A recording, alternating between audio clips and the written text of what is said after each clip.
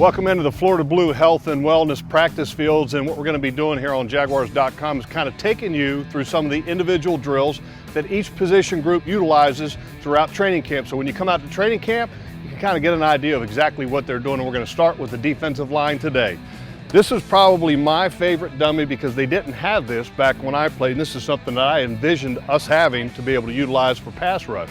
It simulates an offensive lineman, body, arms, and as a pass rusher, you want to be able to knock hands down and maneuver hands. I'll give you a couple examples. If I'm approaching an offensive lineman, there's the hands, wax off, and get around the player.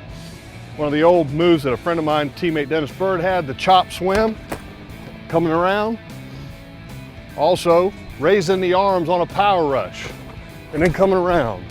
So all of these different things in this particular sled is designed to work on hands. There are a multitude of things to be able to utilize. Gus Bradley has a saying that once you arrive at the quarterback, if you're a defensive lineman, it's all about the ball.